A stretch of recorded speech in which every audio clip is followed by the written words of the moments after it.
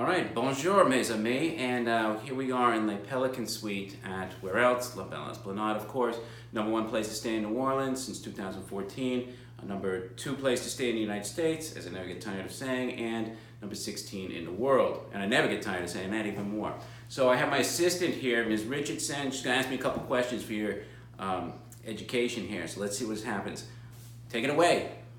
So I want to know why the city is divided into wards necessarily. I don't understand.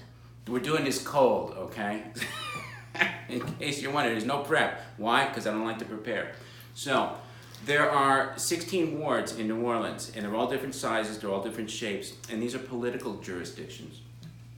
The original city is, of course, the French Quarter, okay? And as it grew, it became the quarter and then the Marigny. The Marigny is the first subdivision of New Orleans. And then you have Treme, which is the back of town where the slaves lived. And then once the Americans came, they moved into Faubourg St. Mary, which is the other side of Canal Street. And we call that the American sector now, where the CBD is.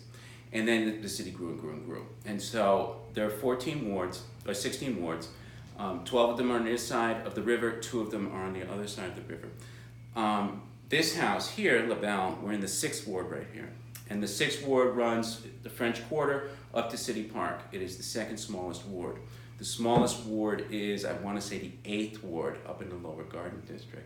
The largest ward is the 9th ward, which is Franklin Avenue all the way out to the Rigolettes. Okay, so New Orleans East, all of that is the 9th ward. Bywater is the 9th ward. Desire is the 9th ward, and the lower 9 is the 9th ward. So people think 9th ward is just lower 9, but it's not. It's enormous, okay? And so these are political jurisdictions originally. So each one had a councilman. And nowadays, they're just names. I mean, we know where they are on the map. Like 7th ward is the neighborhood on the other side of the street. And we do refer to some neighborhoods as the wards, but it means nothing. There's no use to them anymore. It's just geographical designations. They all have their own culture, however, I will say. Like the 6th ward and the 7th ward, they're very similar, but they are very different. Different kind of second line parades, Mardi Gras Indian tribes are different. And when you go uptown, those wards are very different too. So when you go to a bounce concert, which I know you go to very often, they'll say like, where's the 6th ward at? And everybody will hold up their hand like this, 6.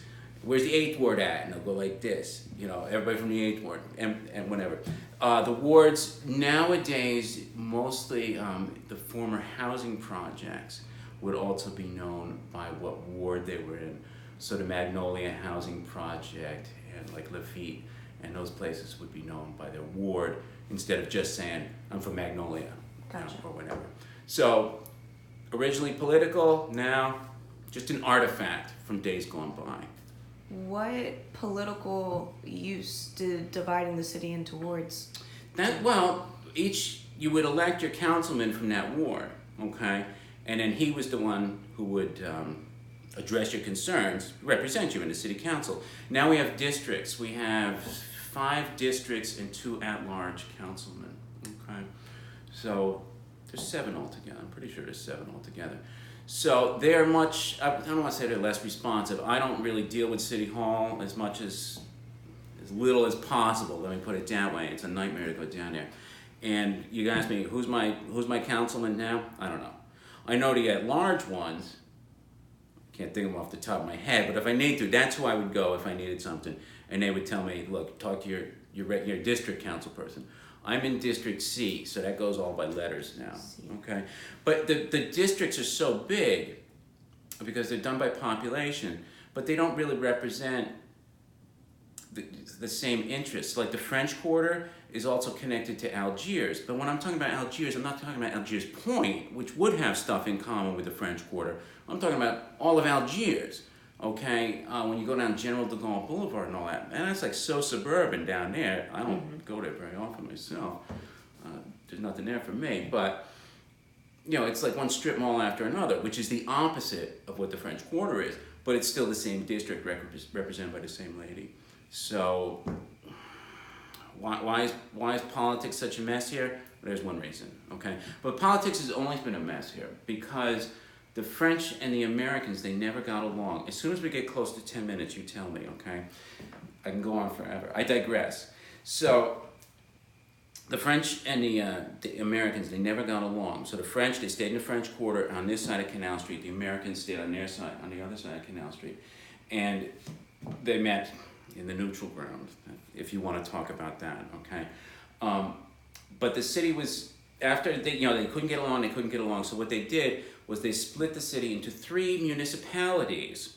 So there was 3 different governments, okay, but there was only one mayor, and he oversaw the 3 distinct governments. So the first municipality was the French Quarter all the way up to the lake, so long, skinny strip. The second municipality was the other end of Canal Street, as far as Lafayette, which, not Lafayette, Louisiana, the city of Lafayette, which is where like Washington Street is now, okay?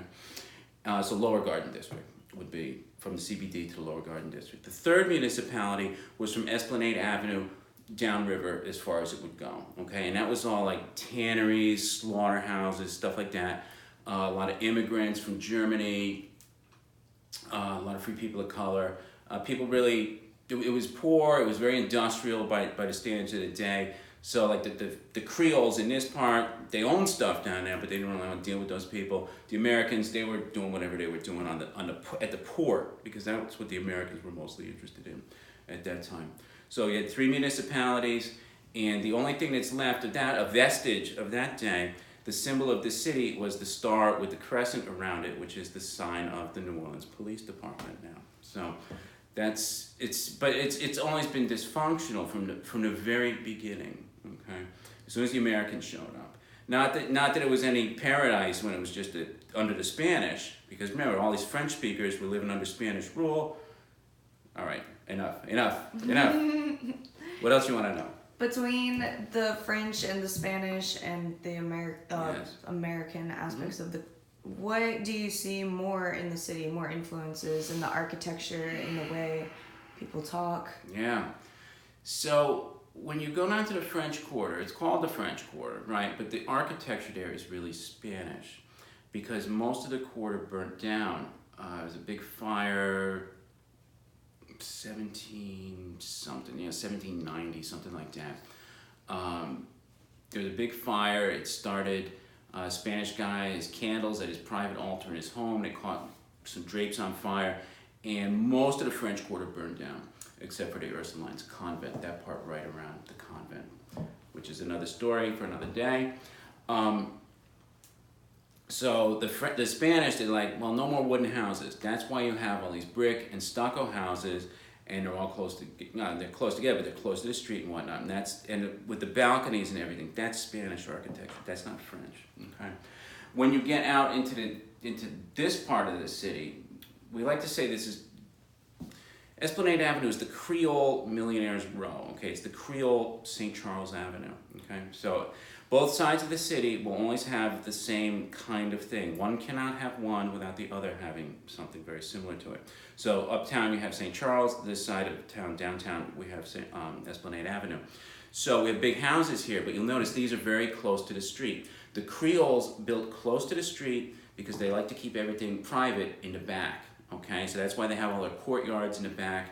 In the French Quarter and here, La Belle, Esplanade, we're about 3 feet from the sidewalk, very tiny front yard, but it goes all the way back to the back street in the back, okay?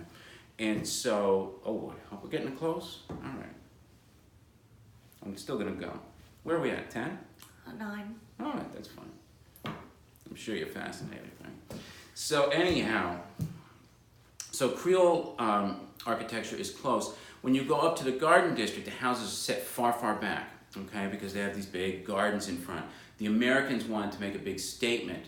You're going up up to this big mansion, and so a lot more showmanship involved as opposed to the Creoles.